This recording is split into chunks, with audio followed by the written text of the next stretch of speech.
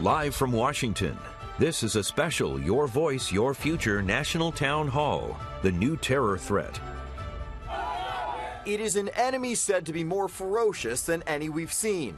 ISIL, the Islamic State in Iraq and the Levant, by some estimates 30,000 strong and spreading, with a hallmark of mass killings. We want to see him home safe and sound. And execution of kidnapped Americans.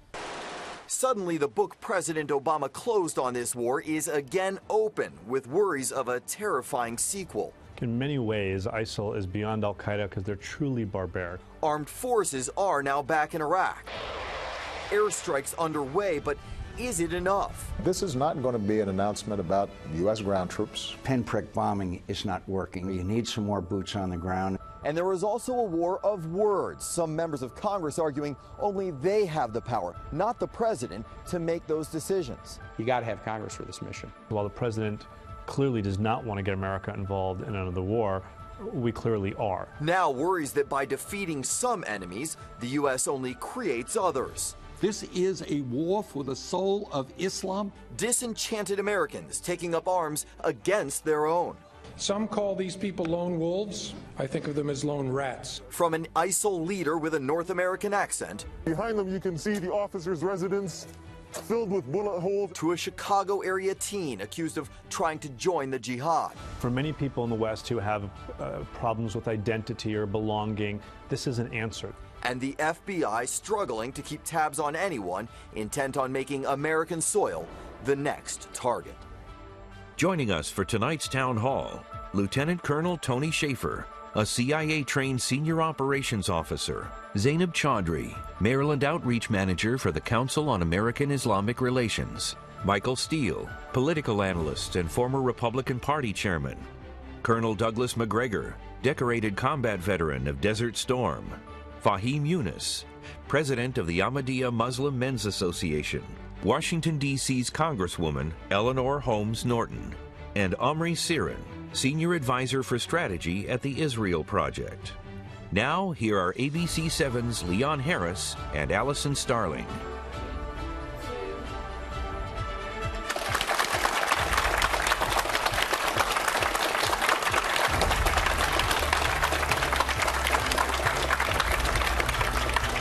Good evening, everyone. Welcome to Artisphere. Here tonight for the next hour, we expect that we're going to have a very spirited and informative discussion about the new terror threat, ISIL, and what the U.S. is doing about it. Absolutely. And we are joined now by our senior political reporter, Scott Thuman. He will be with us tonight here in our social media center, getting your questions, your thoughts, anything you may want to contribute tonight to this town hall. And we invite you to use the hashtag #YourVoiceYourFuture. All right, Scott, with that now, why don't you lay out for us the news of the day? Well, it's been a very busy 24 hours. Essentially what we have seen, according to CENTCOM and the Pentagon, is 14 airstrikes were conducted by coalition forces. In those airstrikes, we saw 19 targets that were hit, 2 of them considered to be command posts and valuable to ISIL's stronghold, mostly in the area of Kobani. Now, that's a name you're going to hear a lot over the next hour. Kobani is considered to be a strategic town on the border with Turkey. Why is that important? Because if Turkey feels that the threat is crossing the border into that country, perhaps they would be more motivated, or at least this administration hopes so, to possibly put ground forces in play. The argument over whether or not the U.S. will conduct ground force attacks here has already been taken off the table by this administration. They hope Turkey will be the answer for that. So we will chime in on that. We want to hear from you. As Allison mentioned, the hashtag #YourVoiceIsYourFuture. Feel free to reach out to us throughout the program. And with that said, Leon, let's head it back over to you. All right, thank you, Scott. Now, what we've learned this week is that this operation there in that theater now has been given a name this week. We understand now that it's being called Operation Inherent Resolve. Now, after what we have seen now so far, 3.5 months now of bombing, I would like to know from the panel, first of all, just to get a baseline here, measurement here, from what we have seen and heard over the past 3.5 months, how many of you have confidence that there is a policy and a strategy in place that is going to result in a victory against ISIL? Show of hands. So it's unanimous. What is unanimous? The question is, I want to see whether or not you all think that there's a policy and a strategy in place right now that is going to address ISIL in a significant and successful way? We have one. How about this? Let me turn to the audience. We saw what the numbers are here on the stage. Show of hands here in the audience. How many of you are confident that there is a policy or a strategy in place right now that is going to somehow end up in a successful result here in addressing the issue of stopping ISIS? Show of hands. And about the same kind of numbers up here in the audience as well. That's pretty depressing. But there's got to be a reason why people feel that way. This bombing has been going on, as we said, for 3.5 months now. Let me get a sense from each of you, and I want to again stress that we want to keep this. We've got a lot of people here who've got a lot of viewpoints. We want to try to see if we can squeeze in as much information as we can. I want each of you to give me right now, in 30 seconds or less, your take on where we stand after this 3.5-month-long bombing campaign. How would you assess the threat that ISIL now represents, both over there and here at home? I want to start with you, Congresswoman Eleanor Holmes Norton. Well, it's not lost on us that there may be as many as 100 people with American passports in the Mideast fighting for or trying to become fighters for ISIL. On the other hand, ISIL is a group of very organized fanatics. They went into Syria when it was a virtually collapsed state. They have their priorities on straight, and their priorities are to take over the Middle East, not to come into the United States. Colonel Schaefer, let's start here with you on this end. Well, the operation ought to be called Incoherent Resolve, not any sort of actual operation. Any operation you actually have has to have a backbone which actually sets out specific strategic objectives you want to achieve. We have none at this point in time. Is ISIS a real threat? Absolutely. There's no doubt about that. And I would argue we do have to be worried here, because the next step that they're now threatening is suicide bombings here. So if we don't take care of it there, we have to actually start thinking about what we're going to do here to defend our own equities. And let me be clear on this. The whole air campaign right now is a joke. 14 sorties over 24 hours should be 14 sorties every 15 minutes if we're going to win this. We are not committed to winning this in any sort of fashion that I'm aware of militarily. With that said, we also have ISIS being an effective media organization. They've actually gone where Al-Qaeda wanted to go and it could never make it. Anwar al-Awlaki set the stage for this. They've mastered it. Everything they do has some level of theater to it. So we really do have to take them seriously. And the other thing that we should mention here is that the Ba'ath Party, Saddam Hussein's old Ba'ath Party, is helping them. They have elements of that, which makes them militarily effective as well as someone, I think, that can actually run a country if they put their mind to it. So we have to take it seriously. We haven't yet to date. Colonel McGregor, would you care to add your thoughts to that? ISIL presents no significant threat to the United States that secure borders and effective internal policing cannot defeat. So it's no threat to us. ISIL is really the vanguard of a Sunni Islamist assault to eject Iranian power and influence from the Middle East, particularly Iran's allies in Damascus and Baghdad. That's their principal focus. And to some extent, they threaten some of the Sunni kingdoms, emirates in the Arabian Peninsula, where the rulers do not rule strongly or effectively, and corruption is a problem. But their principal enemy is Shia Islam. Zainab, how about your thoughts? I think that we definitely cannot discount the threat that ISIS poses. I think the fact that they have been successful in recruiting individuals to their ranks from both the United States and from European countries, I think it's important that we take this threat seriously. The fact that they are expanding, they're gaining ground in Iraq, that they've approached Baghdad, they've approached the border with Turkey. I think it's important for us to realize that they do pose a credible threat. And the result of this is that we have to make sure that whatever strategy we employ in eradicating ISIS takes into account the fact that we have to be able to combat the very sophisticated propaganda that they've been able to use to recruit individuals to join their ranks. And see, that's a recurring theme, this recruitment and what they're doing online to do that. Chairman Steele. Yeah, I think they are a clear and at present danger. There's no doubt about that. The beheadings, not just of American and British citizens, French citizens, but also of other Muslims and others that they happen to capture. That tells me that, as a baseline, there's a problem here. That they have a level of fearlessness that we should be concerned about. That their philosophy, whether it's religious-based or just some other way-based, just the way they think about the world, is a devaluing of life, a centralized purpose and goal that is using effectively military sources, that is using propaganda very well. That to me says that this is a different kind of enemy. This is not Al-Qaeda. This is not Saddam Hussein. This isn't even Osama bin Laden. This is a very different political/military and terrorist threat that we have not witnessed before, which means that on our end, we have to be up to the task. We have to look at both our interests there and here at the homeland. We have to be prepared to secure our interests there and here.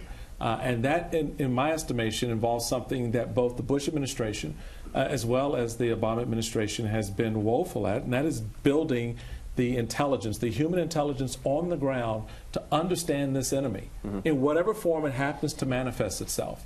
And it starts with understanding the people and what's really motivating. Yeah, we'll get into that, I'm hoping to, coming down the road. Fahim? First thing, I think it's important to know what is ISIS. To me, the collateral damage of 2003 is the ISIS of 2013. That is the first step. We need to remember that as heinous, as barbaric they are, we need to remember that it is the collateral damage, the innocent civilians lost in a useless war that created this monster in part. Why is that relevant? Because today, again, we are talking of military action. ISIS in itself is 30,000 people. They can't even fill a stadium. We can get rid of them like this. It's the idea of ISIS. It's the ideology that we went after 10 years ago, and I believe we lost because we went fighting Al-Qaeda at the shores of Arabian Sea, today only to find them at the shores of Mediterranean Sea. So the reality is we're losing the war of ideology. We need to fight the ideology of ISIS. How do you do that? You replace it with a better idea. The Ahmadiyya Muslim community believes that this heinous crime against humanity, this version of Islam, has to be replaced with a better version of Islam. All right, thank you for that. We'll get into that some more. Omri. ISIS is really one of two extremist strands right now. We've heard correctly that it is the vanguard of the Sunni extremist strand that is sweeping parts of the region and is at the threshold, or rather is at war with several representatives of a different extremist strand, which is the Shia strand, which is anchored by Iran. And sometimes those two strands end up fighting, but more of the time they end up cooperating to push out the moderates. And what we've seen in places like Syria specifically is cooperation between Iranian-funded, Iranian-anchored, Iranian-supported elements, specifically the Assad regime, of course, cooperating with the ISIL-style extremists to really eradicate the moderates who might build a better future for everybody in the region. And I think that the other panelists are right, whether they minimize the threat in one direction, they say ISIL just can't do much, or that ISIL can be easily dealt with. I think they're fundamentally right. The real threat to the region is that the mischief that Iran is sowing across the region allows Sunni extremism as the only other alternative to take hold. All right, well, let's go right now to our audience. We've got some people here who have some questions. Allison? Leon, I have Musa Assad here. Where are you from? I'm from the Howard County region. Okay, what is your question tonight? So my question, good evening to the esteemed panelists. This is really a question to everyone, is to flesh out a little bit more this question of really what is the new threat in our daily lives? Is it clear and imminent danger? What are we really afraid of here? And I draw your attention to things that usually aren't covered in the media. Last month, earlier this month actually, over 2 million Muslims around the world carried out a pilgrimage to Mecca called Hajj that everyone knows, but it's not covered. On 9/11 at Capitol Hill, actually, there was a Muslims for Life blood drive campaign to save lives, and many others all across the nation been going on for years, saving over hundreds of thousands of lives. And then on the other hand, you look at leading causes of death here in the U.S. CDC reports, for example, has now in the top 10 almost 40,000 suicides. Yeah. A gentleman talked earlier about suicide bombers. 40,000 American citizens killing themselves. So open up for discussion in the panel. Thank you very much. Okay. Anybody have any thoughts? I think that's a brilliant question. On one end, we say, where are the moderate Muslims? On the other end, they're everywhere. I believe Islam is moderate. There is, in fact, extremist Islam is an oxymoron. But where is the media? My question is not where are the moderate Muslims. Where are thought leaders? Where are policy leaders? Where are government leaders? Where is the media when the Ahmadiyya Muslim community, just to give you one example, raises 10,000 units of blood every September to commemorate 9/11? Where is the media? See, Colonel, I'd like to go back and to the man's fundamental question, which I think also is, what's the military threat? There is none. The last time we had a serious military threat to the United States, there were Soviet nuclear missile submarines patrolling off our coast, carrying theater ballistic missiles that could kill hundreds of thousands of Americans in the space of a few minutes. There's nothing like that. And the 30,000 men who are primarily mounted in pickup trucks, they have captured some other equipment, but based on my own personal experience in the Middle East, I can tell you the likelihood of that equipment that they've captured running for very long without repair parts and people who are technically qualified to maintain them is low. So I don't see a major threat there. What we're witnessing in the region is something that we have definitely, as my colleague suggested earlier, helped to create, but it's not ours. It's not a war about us. It's about the Sunni and the Shia and the various actors in the region who are now positioning themselves for dominance there. We don't need to participate in this particular scrimmage. But Colonel, if I may, one of the things that we keep hearing about is their outreach online.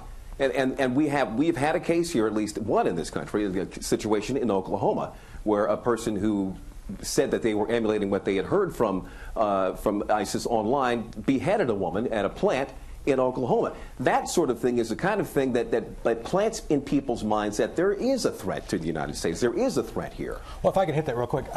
Doug and I will disagree on certain points of this. Doug is absolutely correct. Right now, there is no clear military reason for us to do what we're doing. There is not. We're basically kind of just churning the chaos with what little we're doing. Either you're in it to win it, or you need to not be there at all, because it just is going to bring them here. And that's the point. Well, there's nothing to win, well, in my judgment. I'm not disagreeing exactly with you. Right. What I'm saying, though, is that because we are now churning, we are now made ourselves a target again. You have the online recruitment. I've actually watched some of these videos of these individuals, Canadians, as a matter of fact, who have talked about the fact that they're proud of the fact that they're getting trained to come and do martyrdom operations, which is the word for suicide bombing. So within the context of the fact we've involved ourselves, we have to be vigilant of the fact that people are going to come here to do something. There's ways of ratcheting down the chaos, but it may require that we allow the Iraqi nation to dissolve into 3 different countries, into Sunni, Shia, and Kurd, because to put the force in there, to pull it all back together, would require another invasion of Saudi. Wait a minute, you said we allow? We allow? Who are we to determine anything in the region? This is insane. This is the supposition that somehow or another we can manipulate these people and create some sort of outcome that favors us. Haven't we learned that's an impossibility? But I think it's important to also make sure that we allow the Iraqi people to also govern themselves. Part of the problem that led to the formation of ISIS is the fact that there was a government in control, a regime who actually helped to create sectarian strife. And part of the United States' role in helping to cultivate a more peaceful democratic society in that part of the world is to make sure that there's a government in place that is uniform in the way that it treats the different sects within Iraq. Whether it's our place to say that it's okay to create 3 separate entities within Iraq, I don't think that that's the United States' role. I think that we should focus on issues that affect Americans here at home. It's a very weird definition of American interests that would limit those interests only to attacks on the homeland. Smart diplomacy, it would seem, would include assisting our allies in protecting themselves in the region. Now, they are thinning, and they are under assault, and they are under siege. But to say that we don't have interest in the region, or that we don't have, with due respect, a reason to be there to protect our traditional pragmatic Arab allies in the Gulf, it seems strained. But what happened to liberties, justice for all? When you talk that in the past, since 1980, we have targeted military campaigns. We've either occupied or invaded or bombed 14 countries within the Middle East. And if we think about how that's manifested, how that's benefited American interests, either whether in the region, abroad, or whether here at home, it's taken an enormous toll on our economy, on the image of Americans abroad. Really, we have to think about before we wage these kind of. Well, that's why you see the president. It's interesting that for all the divisions in the Congress, no one is contradicting the notion that there should be no boots on the ground. The reason that, I mean, we tried that. It was, of all the wars this country has ever fought, this was the biggest mistake. I do agree we have interest in the region. The question is, what role do we have? It seems to me, yes, the bombing is not enough, but nobody comes up. Nobody has the nerve to say, therefore, put boots on the ground. I want to know where the people in the region are on the ground. I mean, it is our job to do what they cannot do for themselves. And I don't think they can do the bombings. But I think that's a really interesting point, and I think it comes back to why can they not do the bombings? And I think it's important to also look back at the factors that allowed groups like ISIS to take form. And the fact that there was military intervention, the fabricated weapons of mass destruction that helped create instability in the region, that destabilized the country, that claimed millions of Iraqi lives, that created refugees all across the region. So you think nothing should be done? No, I'm not saying that nothing should be done. If I may, I'd like to dovetail, just to jump on that, because one of the things that I've heard a number of times about the reason why there are no other Muslim boots on the ground in countries that don't want to put their boots on the ground is that because no Muslim nation wants to be seen as the one that prevented the caliphate that was predicted or called for in the Quran to be formed. Is that true? Look, I will defer to those who are more familiar with the theology, but let's be frank. The Turks have no interest in destroying ISIS because ISIS is destroying enemies of the Turks. Mm-hmm. The Turkish president is a Sunni Islamist. He is cooperating with the Saudis. The Saudis now regard ISIL with a certain degree of fear, but they and the Turks and the Qataris and other Sunni Islamists in the region have contributed the money, the supplies, and helped the recruits to reach this. On the other side, you have the Shiites. You have Iran. You have the Assad. You have the Baghdad Shiite Arab rump state in southern Iraq. They are allied, and by the way, they are in coalition with Russia against the Sunnis. Now, the issue that I have is, first of all, Turkey, Saudi Arabia, Qatar, together have thousands of aircraft, thousands of tanks, hundreds of thousands of troops. The Turkish army is the largest in NATO. It's far larger than the United States Army. They have no interest in destroying ISIL. So under the circumstances, why are we so terribly interested in destroying something that the states in the region themselves are not interested in fighting? So you're saying then that there's no option, there's no way to create. We've got a coalition of 60 countries. You're saying that it's not a real coalition. Come on, I've been down that road. I went down that road during the Kosovo Air Campaign. I saw it in Haiti. I've seen it over and over again. You know, we recruit states to confer legitimacy on us. We promise their army free boots. You know, I mean, this kind of nonsense. Forget it. The coalition's meaningless. I think there's some value in the proposition that, you know, the U.S. has a role, and I think the Congresswoman is exactly right. The question is, how do we define that role in a post-9/11 environment? Mm-hmm. The idea of nation building is something I think most Americans in large measure have turned away from. That concept is not in our national interest. Because of the consequences, the ramifications, and especially the cost. But there is also, in this particular instance, and you've touched on it, the fact that as much as everyone's talking about what the U.S. needs to do, what the U.S. must do, trust me, the folks over there are happy to see the U.S. doing whatever the U.S. is doing, because it furthers what limited interest they have at that moment. It keeps them off the firing line. Certain nations do not want to be seen engaging militarily against another Muslim nation. There are all these other aspects of this that we have allowed ourselves to get caught up into. And instead of being the parent, if you will, and stepping back and saying, look, you guys, you work this out and let me know how this works itself out. We step in and we break up a fight where ostensibly there is no fight, and arguably create one. And so I think that we've got to look at this a little bit from distance as opposed to rushing in as we have, as you've noted in the past. Well, I've got to step in right now because we have someone online right now. But Scott, what are you seeing over there? Yeah, there are a couple things social media-wise that we want to get to. One, though, is in regards to social media that's being used by ISIL. Look, we just saw the 5th edition now of the English translated magazine that they are using effectively to reach out to people in the West. We know that while Twitter often takes down feeds pretty quickly, ISIL's had a little more success with Facebook, certainly with YouTube.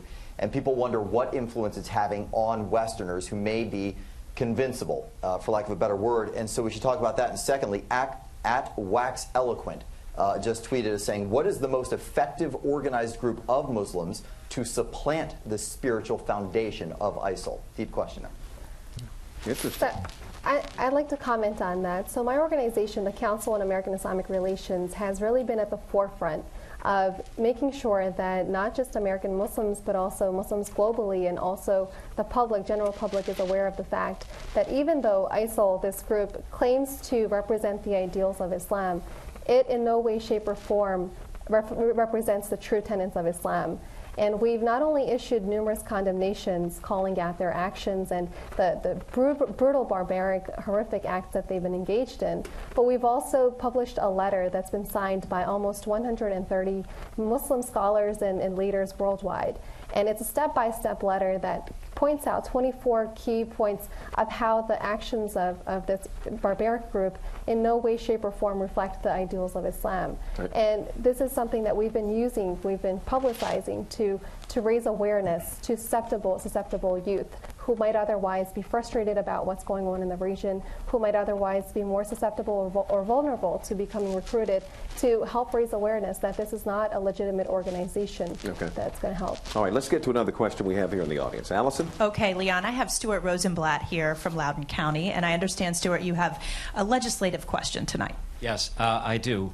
My question pertains to a bill that's in the U.S. Congress gathering a lot of support. It's for the whole panel, especially Mr. Schaefer, Mr. Steele, and the Congresswoman. It's HRES 428, introduced by Walter Jones. Steve Lynch now has Lacey Clay, Steve Stockman, Ted Yoho, and Charlie Rangel, and a completely wild variety to declassify the original chapter of the 9/11 report that purports to show that Saudi Arabia was directly responsible for orchestrating and funding the attacks on the Pentagon, the Twin Towers, etc. According to Senator Bob Graham, who chaired and wrote the report and is demanding that it be declassified, there's a direct connection between ISIL today and Saudi Arabia funding and orchestrating them. My question is very simple. Would you support the declassification? And it's been supported now by the chairs of the 9/11 Commission, numerous top people. All right, let's let them answer that then. Well, full disclosure, I work with Walter Jones on that, so I'm clearly for it. And I agree with your assessment regarding the Saudis. The Saudis have been behind the scenes on doing a lot of things, and this may get me in trouble, maybe not. Joe Biden was completely correct when he talked about certain allies funding both sides of this. And the Saudis have been one of those groups, not necessarily the government, but members of the royal family have chipped in and actually done this. So a lot of the things we actually fight militarily have been funded by the very allies we're trying to support. So this is something I agree with Walter on. He's a dear friend, that we need to get clarification on exactly who we're dealing with, how we're dealing with them. So, Michael? No, I'd absolutely agree. I think a lot of the confusion, frustration, and anger that we've seen among the American people and even among some of our allies from time to time emanates from the fact that what we don't know. And that we do tend to hide behind, non-disclosure, secret information, and all this. At this point in time, to put it in context and perspective, I think it would be an important move to help bring closure to some extent on 9/11, but then to help us better understand what we're dealing with right now, because we don't. Yeah, I couldn't agree more with both of my colleagues here. But I can't even imagine why, 12, 13 years after 9/11, why this would still be classified in the first place. Secondly, I'm all for exposing the Saudis. I think this double, triple role that they play, yes, they're an ally of the United States, but everybody needs to know who they really are. If they did know who they really are, that could bring some pressure on them, especially as they now, of course, are allegedly funding ISIS and everybody else that's bad. With that, let me read something to you real quickly, if I can.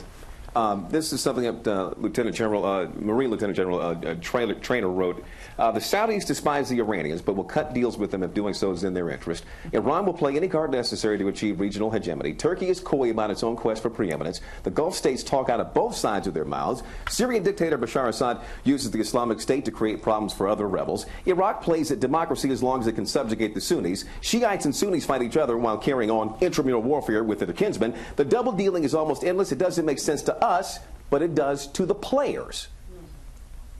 Does that make sense to anybody here? Well, it goes to what I said a little bit earlier, and what we've been talking about this evening is that's a level of human intelligence and understanding that the U.S. lacks. Well, how do we unravel that? We don't understand the dynamics. We don't appreciate the dynamics. We're talking about thousands of years of history when you couple all of those countries and their legacies, their traditions, their battles, intramural or otherwise. And we are 200 and some years in the game.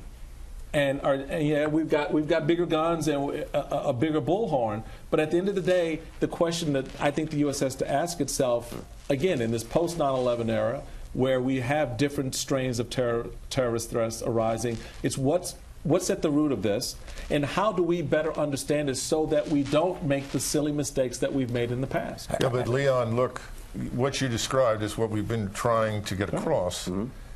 Clearly, the solution is to bomb, is it not? Doesn't that make a great deal of sense now? To mobilize thousands of American aircraft and servicemen and launch expensive munitions. We were spending several $1 million to destroy a pickup truck that you can buy for $20,000 or $30,000. But Colonel, this is insane. That's what people say they want once they turn the television on and they see a man beheaded. I'm not particularly sure. if they see Leon, I'm not one sure of their that's countrymen true. beheaded. Leon, I'm not sure that's true. It's actually, listen, we're getting very close again, unfortunately, to saying it's really complicated. Let's not do anything. But there are ways to untangle the region. The region is hopelessly complicated. It has 3 players that are bouncing off each other. But at the end of the day, those 3 players see each other as divided into 3 camps. A camp of Shia extremists that is anchored by Iran, a camp of Sunni extremists that ISIL is at the forefront of, and then America's traditional allies, the Jordanians, the Israelis, the Egyptian army now, elements of the Palestinian Authority, and they bounce off of each other. Of course they do. But that doesn't mean that we can't identify allies and enemies. It doesn't mean we can't identify hostiles and friends. I see Fahim shaking his head. Yeah, here. because I think it's interesting. First of all, quick disclaimer, I'm not Sunni, I'm not Shia, I'm Ahmadiyya. It rhymes, so it's easy for you to now remember. And I think there is a point I'm going to make here. Many of my Muslim friends here will know that the Ahmadiyya Muslim community, we have been barred. We have been declared non-Muslims by Pakistan, by the second largest, most populated Muslim country. The reality is there is a virus in the body of Islam. We cannot deny that. There is a tumor in the brain of Islam today. The heart is good. The body is good. That's the one point where I disagree with the colonel. Thank God he's not a neurosurgeon. Because if he were a neurosurgeon, he'd be doing surgery with an axe. You can't bomb people. You can't just use that kind of inflammatory language for 1.6 billion people. You need to allow us to figure out our differences, whether they're Sunni, Shia, Ahmadiyya. There is a place for every kind of ideology. Why this is important? I think the people need to go and do some research in this. The caliphate, this word that we now have latched on. The Ahmadiyya Muslim community 120 years ago denounced that you can't use sword to spread religion. We said anyone is free to choose. There is no punishment for apostasy. We said people should have complete freedom of expression. We said that wherever you live, you need to be loyal to that country. And how have we captured that message for 125 years? Because we do have a spiritual caliphate. That is what the world needs today. Yes, far-fetched, some people will shake their head. I will say, bring me a better solution and we'll talk about it. But I'm not giving you an idea. I'm putting a product on the table. I'm saying, here is a product, take a look at it. You can look at the position that we've taken for 120 years. There is no other group that has that long of a history. Interesting. Very interesting. We Well, have, yeah, we have I'd another like to question. add on to, I'm sorry, I would just real like quickly. To briefly, I'm sorry, I would just like to briefly add on to what Fahim said. I think that there are definitely bad people within Islam, and I think it's also important to note that there are bad apples in every religion, just like there are extremists within Islam who in no way, shape, or form represent the elements of the religion.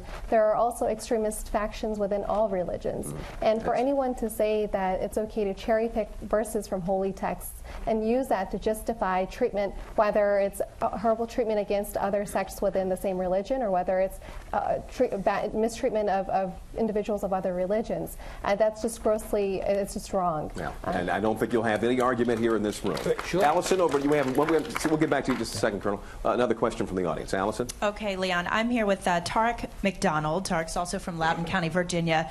And it sounds like your question really goes right along with this line of conversation. Okay.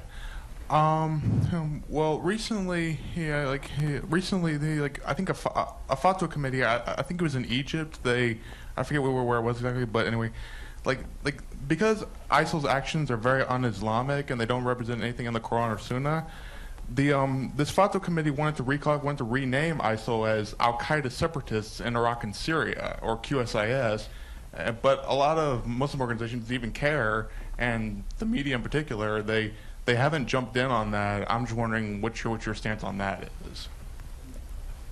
I think that that's a really interesting question, if I may weigh in on that. I think the naming of the organization is really important because it's actually helped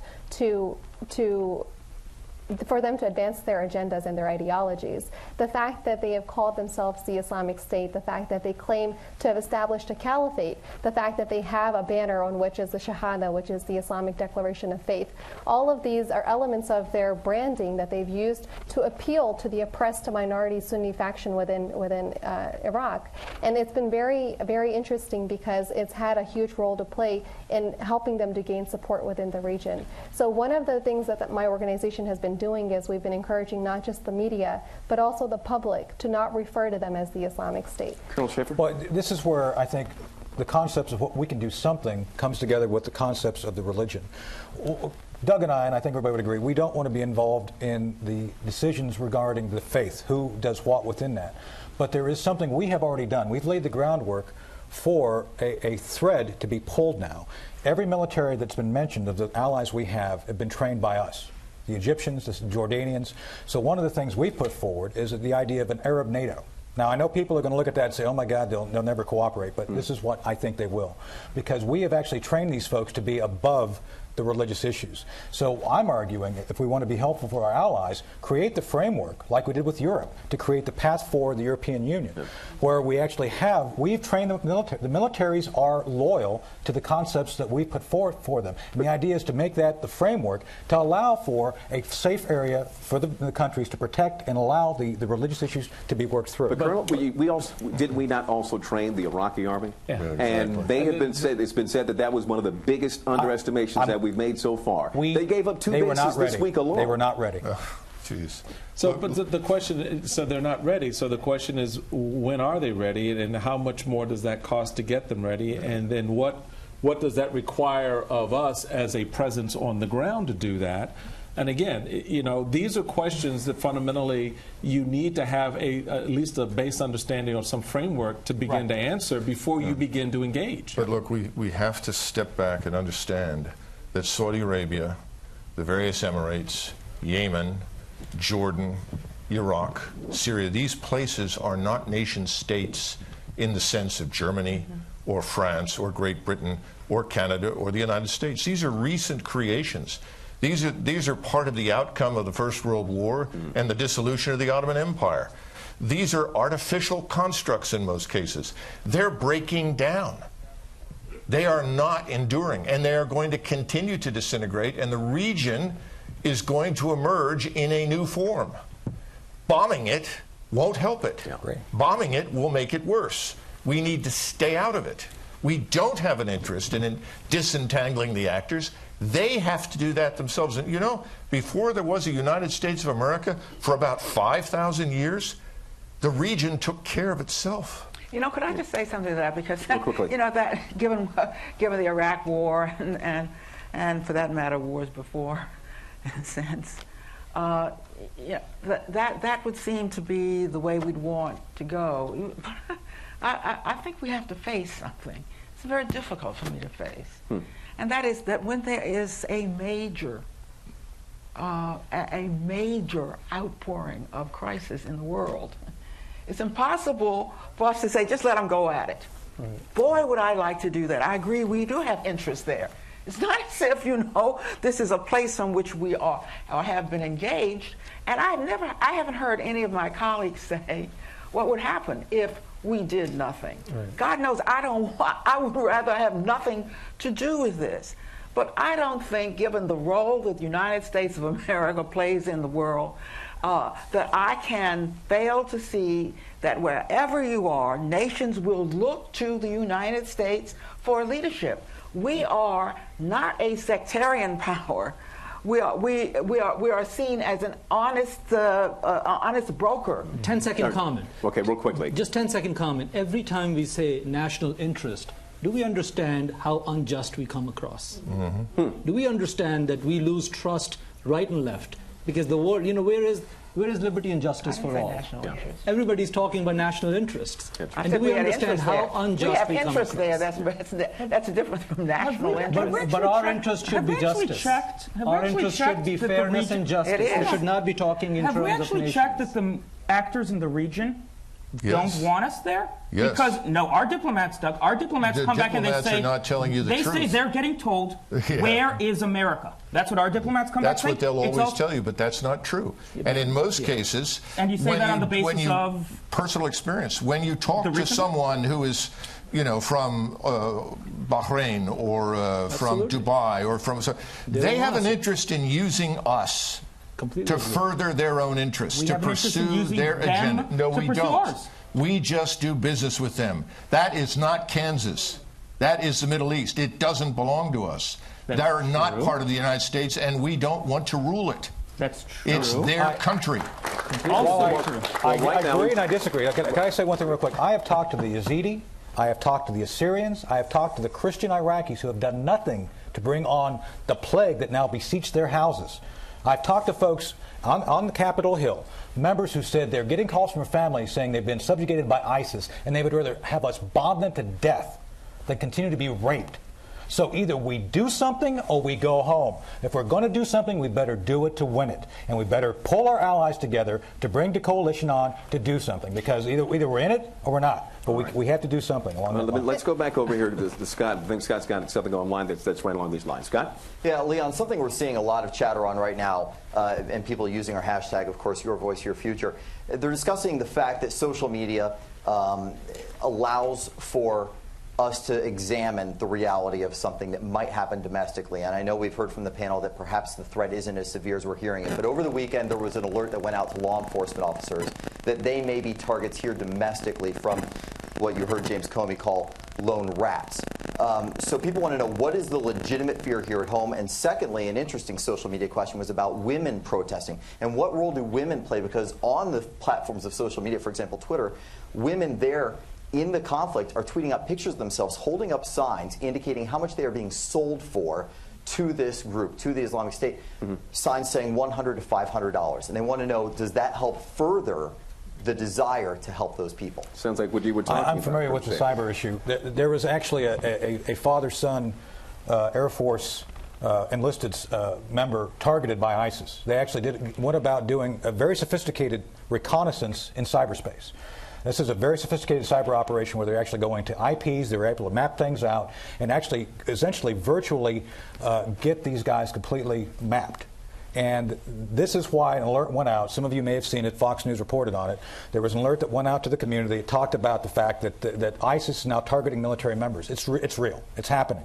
And I've talked to the folks who have been monitoring these guys. This is one of the most sophisticated hack jobs they've ever seen. So ISIS has recruited, whether they're true believers or not, I don't know. They've recruited some real talent to do this. Now, what our concern is, and what I'm concerned regarding the physical security issue, is if you can map somebody to that level, It's one step removed from sending someone who is essentially self-recruited, radicalized to do something physically. So in this case, the cyber reality and the physical reality are very closely linked, and I think it's a valid issue we need to be concerned about. That makes me wonder, are they smarter than us? No. If they can figure that Absolutely sort of thing out, not. and they can stay a step ahead. The cyber warfare capability of the drug cartels in Mexico is larger than the capacity of the U.S. Army's cyber warfare capability. But I am not advocating that we bomb Mexico. There is increasingly a metastasizing body of terrorism and criminality in the Caribbean basin. I'm not advocating that we bomb Venezuela and Colombia. You secure your borders. That's what you do. You don't invade another country. This has got to stop. It's counterproductive and self-defeating. And what you're hearing when somebody says, well, we need to do something, the question is something. What is something? What are we doing something for? Whom are we making happy by doing something? Well, there's nothing there that is worthy of the loss of an American life. Clearly, we don't want to sacrifice American lives. So we'll bomb from 30,000 feet. This is crazy. It's got to stop. If you're not willing to put American lives on the line, don't go. That's the lesson. And we need to stay out. Okay, well, right now we need to go over to Allison. We've got to try to get as many questions as we can in here from the audience. Allison, do you have another question for us? Yes, Leon, thank you. From Montgomery County tonight, Nathan Hahn is here. He has two very quick questions. Go ahead. Yes. Thank you, distinguished panelists. This is a follow-on to Colonel Schaefer, but what's the end game in Iraq and Syria? I mean, is there an exit strategy? Do we go in with overwhelming force and get it over with? Or do we continue in this? Because President Obama hasn't even requested formal authorization from Congress yet. He should request authorization. Yeah, he should. Absolutely.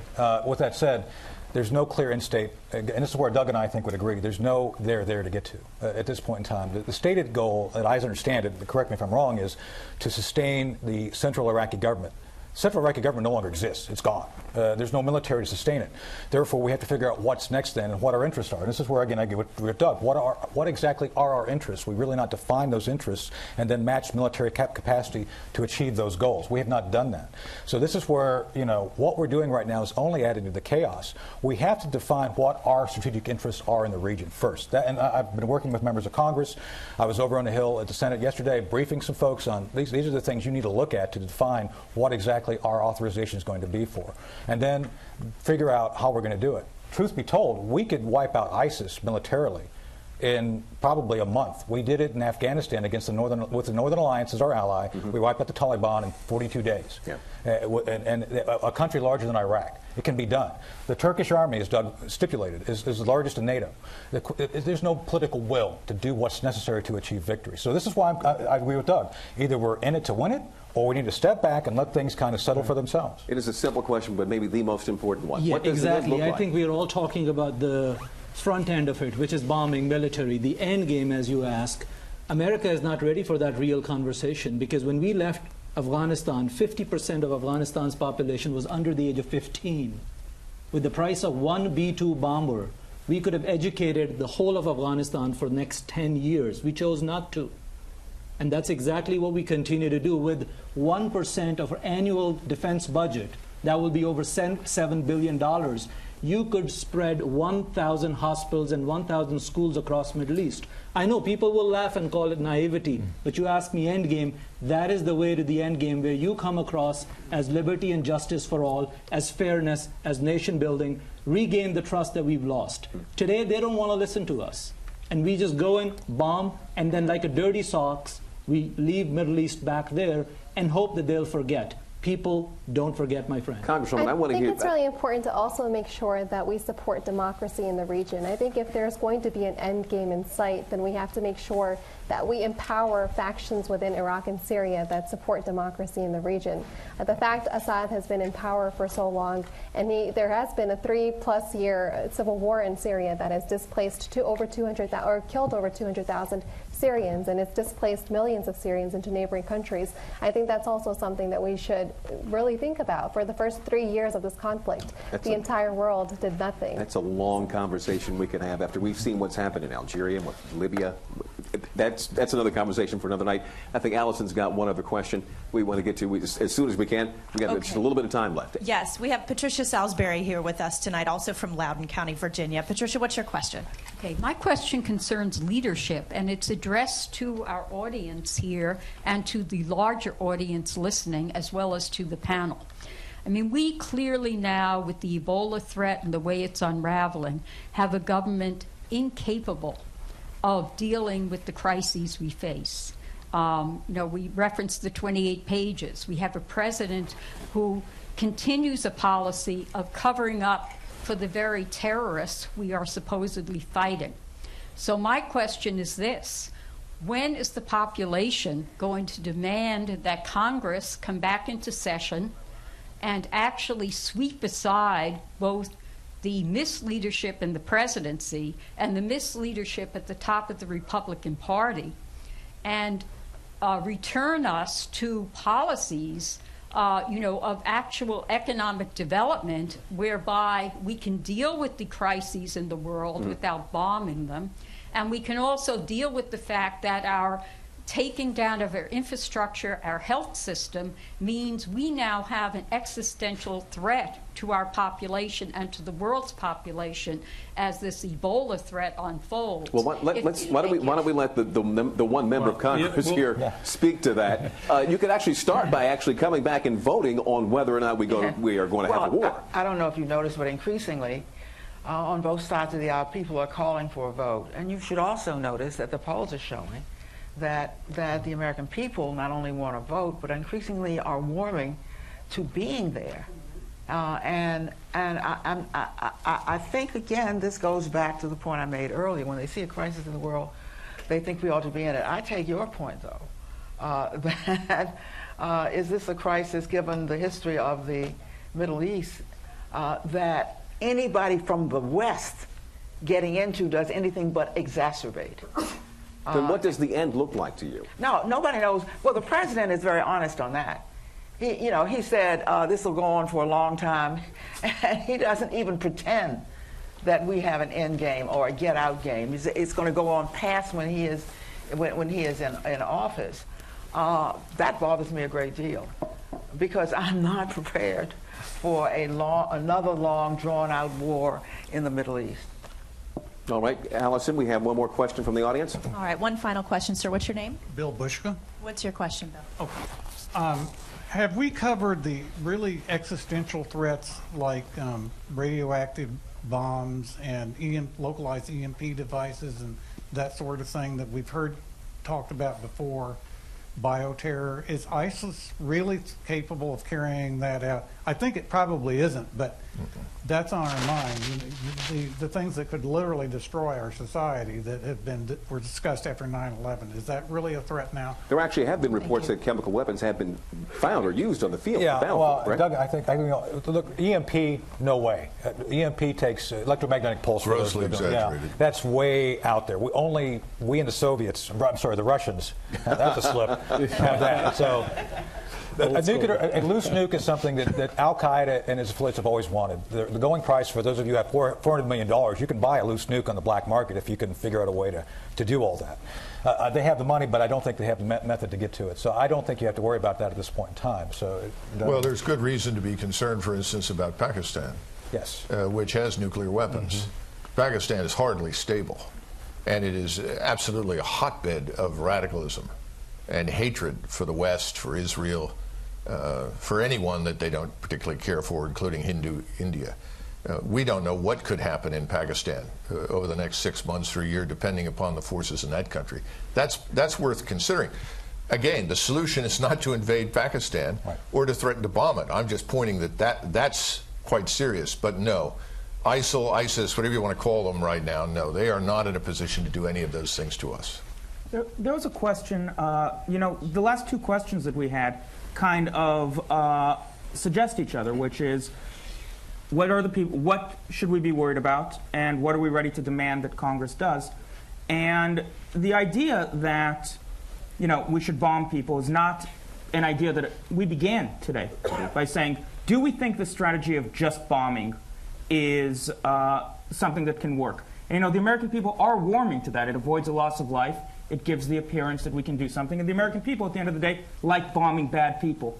But I think all the panelists are united in saying that, listen, if we have interest there, and I certainly believe we do, and I think that it's relatively easy to see that, we've got to step up and secure those interests. We can't just bomb. That's not what anybody's advocating. All right, let's see what we have coming on online. Scott, we only have a couple of minutes left. Scott, what are you seeing there? Yeah, real briefly, and we talked about the threat here at home and how real it exists. And Khorasan, of course, one of the offshoots there that are a concern, has shown the ability to attack, or at least to get some sort of devices through airport security. People are worried about that.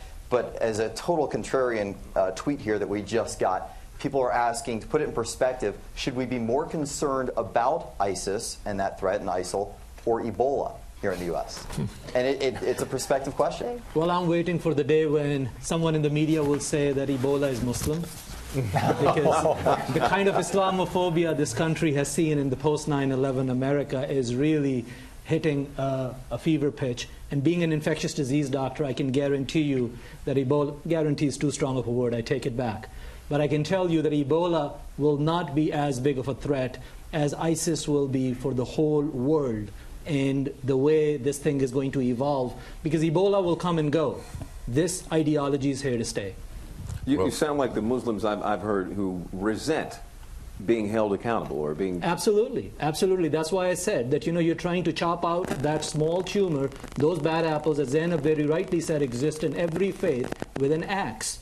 And I'm not ready to let such a neurosurgeon operate on my brain. Yeah, but let's keep something in mind. Final thoughts here. While the doctor is no doubt right about his own opinions and the opinions of many Muslims here in the United States, the truth is that ISIS is actually very popular among the Sunni Muslims in the region because ISIS is successful. Right. And ISIS is attacking people they think deserve to die.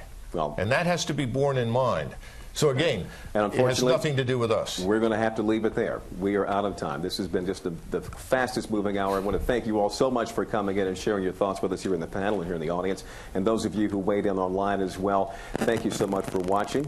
And now that you've been informed, now you can have your vote. Thanks for joining us.